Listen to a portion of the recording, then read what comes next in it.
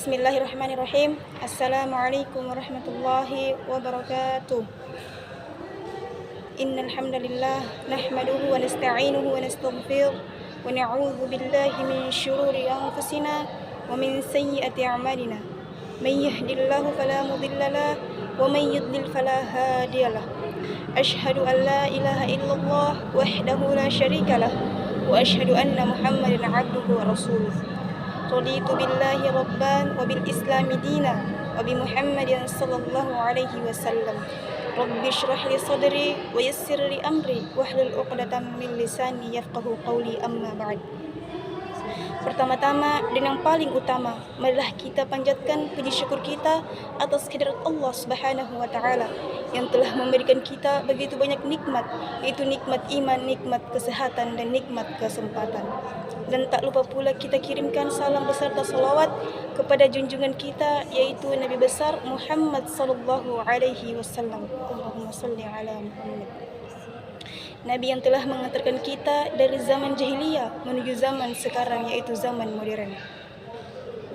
Yang terhormat Dr. Musdalifah Inayah, SPSI, MPD, dan yang saya banggakan teman-teman sekalian. Sebelum kami lanjut untuk presentasi, izinkan kami untuk memperkenalkan diri. Perkenalkan, nama saya Yusran Sahabuddin. Saya dari kelompok 1 sebagai pemateri 1, dan saya didampingi oleh teman saya, yaitu atas nama Nur Akila sebagai pemateri 2. Baiklah, pada kesempatan kali ini kami akan mempresentasikan makalah kami yang berjudul Definisi serta Ruang Lingkup Ilmu Jiwa, menguraikan sejarah ilmu jiwa, hubungan ilmu jiwa dengan ilmu lainnya, tujuan mempelajari ilmu jiwa, dan implikasi bagi proses pendidikan. Bab 1. Pendahuluan. A. Latar belakang. Dewasa ini, kata psikologi atau ilmu jiwa semakin familiar di telinga kita. Psikologi kemudian diartikan dengan beragam definisi.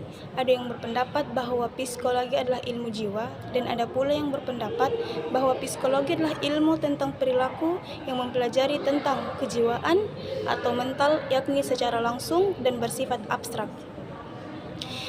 Dibatasi pada manifestasi dan ekspektasi dari jiwa atau mental berupa tingkah laku dan proses kegiatannya, sehingga ilmu jiwa ini dapat didefinisikan secara singkatnya sebagai ilmu pengetahuan yang mempelajari tingkah laku dan proses mental. Psikologi juga biasanya tidak hanya diletakkan untuk manusia, namun juga seringkali kita mendengar psikologi untuk makhluk hidup lainnya, misalnya hewan dan tumbuhan yang memiliki jiwa, atau setidaknya yang bertingkah laku. Al-Quran juga menjelaskan pentingnya mengetahui tentang keadaan ilmu jiwa, yang mana Allah terapkan dengan sabdanya dalam Al-Quranul Karim, A'udzubillahi minasyaitonirrajim, Bismillahirrahmanirrahim, wa nafsi wa ma sawwaha fa'alhamaha fujuraha wa taqwaha qad aflaha man zakkaha wa qad khaba man dassaha. Artinya, dan demi jiwa serta penyempurnaan ciptaannya, lalu dia mengilhamkan kepadanya jalan kejahatan dan ketakwaannya. Sungguh beruntung orang yang menyucikan jiwa itu, dan sungguh rugi orang yang mengotorinya. Quran Surah Asy-Syams ayat 7-10. Proses kejiwaan yang terpendam dalam diri manusia ini yang pada akhirnya dapat melahirkan pola berperilaku, gerak, dan lain sebagainya. Dengan demikian, semua pergerakan, pertumbuhan, dan perkembangan itu menjadi petunjuk gejala adanya jiwa pada manusia. Kejiwaan atau mental ini merupakan suatu proses yang tiada henti sejak manusia dilahirkan hingga pada akhir hayatnya. B. Rumusan masalah. Latar belakang di atas dapat dirumuskan berdasarkan temuan masalah dari hasil paparan di atas, maka dapat dilihat berdasarkan 3 pokok masalah di bawah ini. 1. Bagaimana sejarah dan definisi psikologi atau ilmu jiwa? 2. Apa saja ruang lingkup psikologi dan bagaimana hubungan psikologi atau ilmu jiwa dan ilmu-ilmu yang lain? 3. Apa saja implikasi dan tujuannya dalam mempelajari ilmu psikologi atau ilmu jiwa? Tujuan. 3 rumusan masalah di atas memiliki tujuan untuk utama dalam penulisan ini adalah 1. Mengetahui sejarah dan definisinya mengenai psikologi atau ilmu jiwa. 2. Menelaah lebih lanjut ruang lingkup psikologi atau ilmu jiwa, bagaimana hubungannya dengan ilmu yang lain. 3. Dan ingin mengetahui apa saja implikasi dan tujuan dalam mempelajari ilmu psikologi atau ilmu jiwa. 2. Bab 2. Pembahasan. A. Sejarah psikologi. 1. Definisi psikologi. Sebelum psikologi berdiri sendiri sebagai ilmu pengetahuan pada tahun 1879, psikologi atau tepatnya gejala-gejala kejiwaan dipelajari oleh ilmu filsafat dan ilmu faal. Filsafat sudah mempelajari gejala-gejala kejiwaan sejak 500 sampai 600 tahun sebelum Masehi, yaitu melalui filsuf-filsuf Yunani kuno. Di antara para filsuf itu adalah Thales 624 sampai dengan 548 sebelum Masehi, yang dianggap sebagai bapak filsafat. Hampir dapat dikatakan tiap-tiap ahli psikologi memberikan definisi-definisi sendiri-sendiri. Di antaranya adalah 1.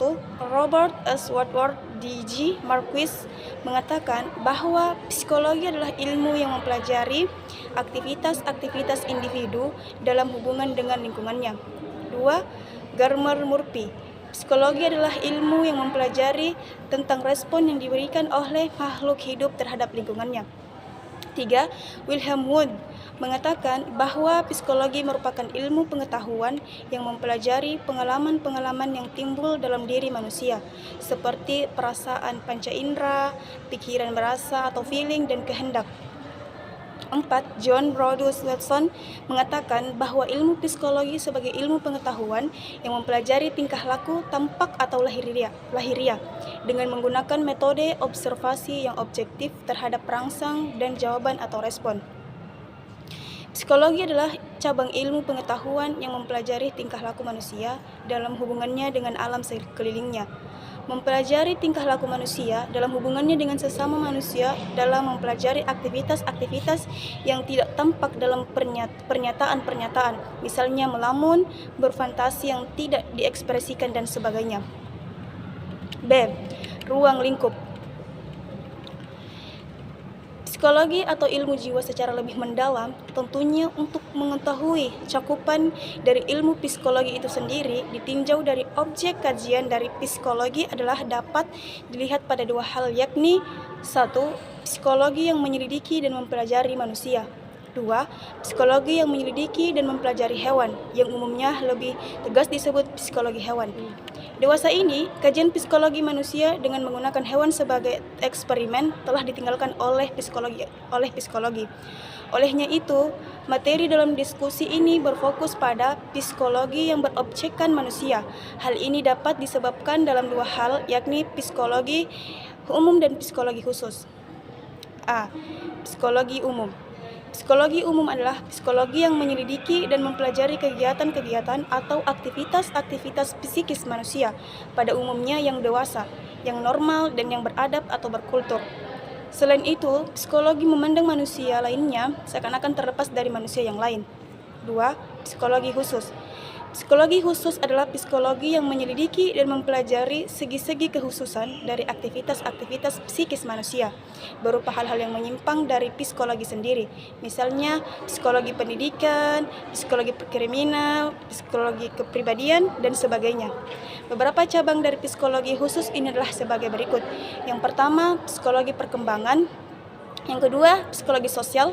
Yang ketiga, psikologi pendidikan. Yang keempat, psikologi psikopatologi. Yang kelima, psikologi kepribadian dan tipologi. Yang terakhir, psikologi kriminal.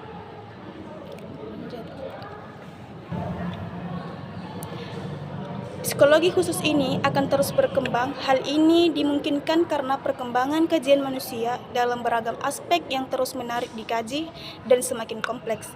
Selain itu, ilmu psikologi khusus ini merupakan psikologi praktis, artinya bahwa pengetahuan yang selalu memungkinkan diaplikasikan sesuai dengan bidangnya.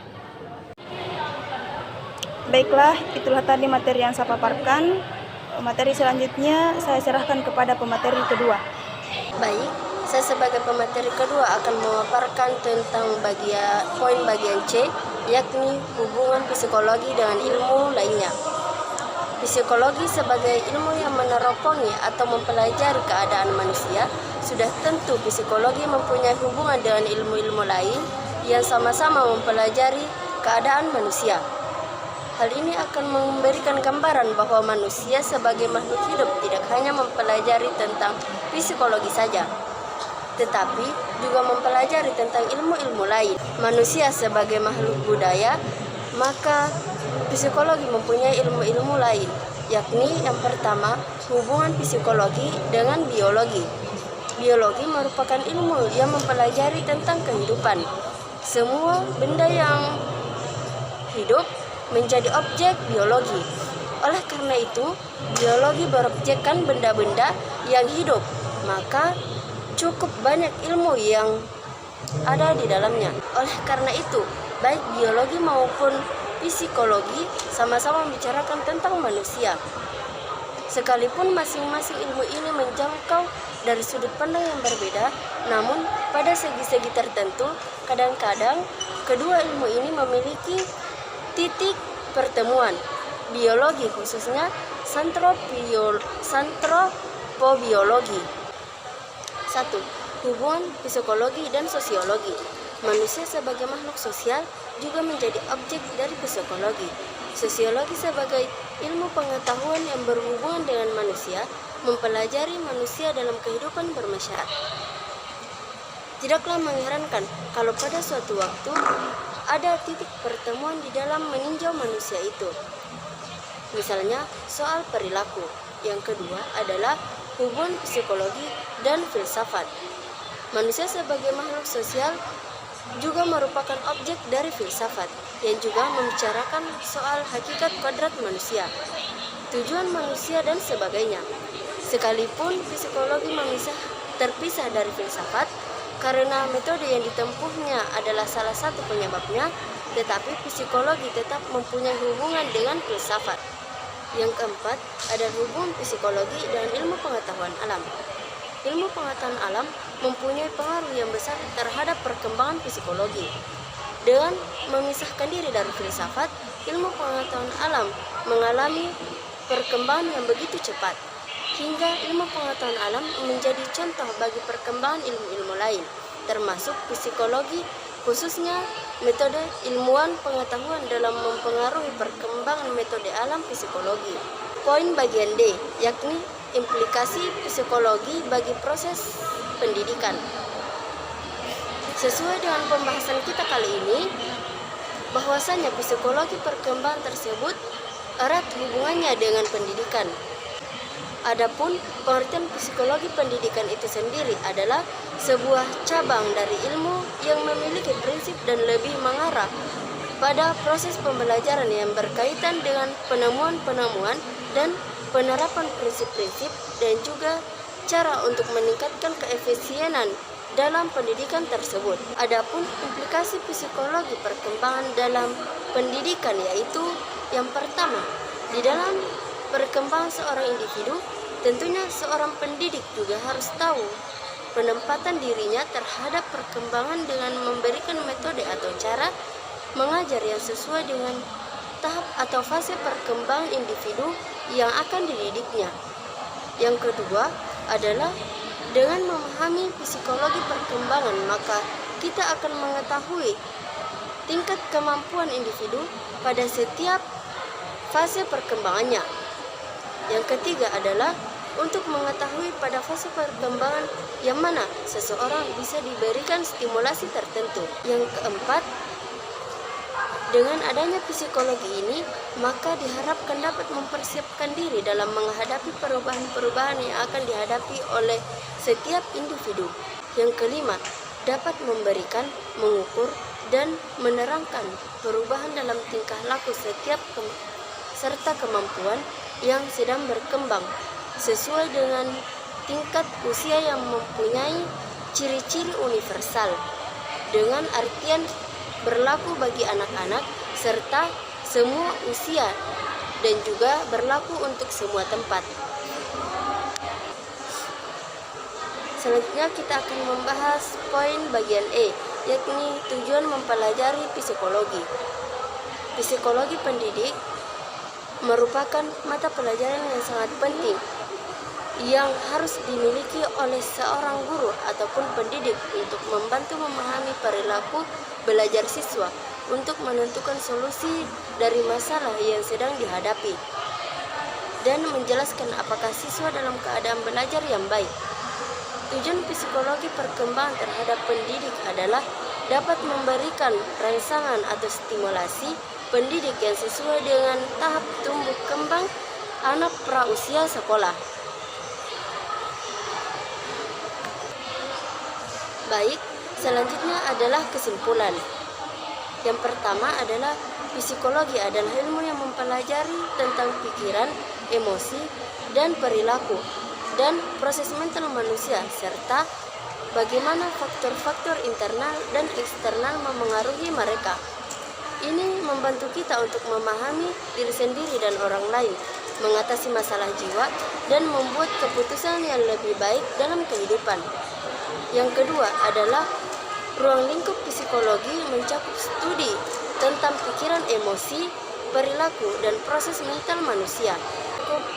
Ini mencakup pemahaman tentang psikologi yang berperan dalam perkembangan solusi untuk berbagai masalah kesehatan mental dan pemahaman lebih mendalam tentang perkembangan manusia sepanjang hidup. Psikologi sebagai yang meneropongi atau mempelajari keadaan manusia, sudah tentu psikologi mempunyai hubungan erat dengan ilmu-ilmu lain yang sama-sama mempelajari tentang keadaan manusia. Hal ini akan memberikan gambaran bahwa manusia sebagai makhluk hidup tidak hanya dipelajari oleh psikologi saja, tetapi juga oleh ilmu-ilmu lain. Yang ketiga adalah tujuan dan implikasi psikologi perkembangan terhadap pendidik adalah dapat memberi rangsangan atau stimulasikan yang sesuai dengan tahap tumbuh kembang anak prausia sekolah. Yang ketiga, Baiklah, itulah makalah kami yang kami presentasikan. Kurang dan lebihnya mohon dimaafkan. Kami akhiri dengan ucapan Assalamualaikum warahmatullahi wabarakatuh.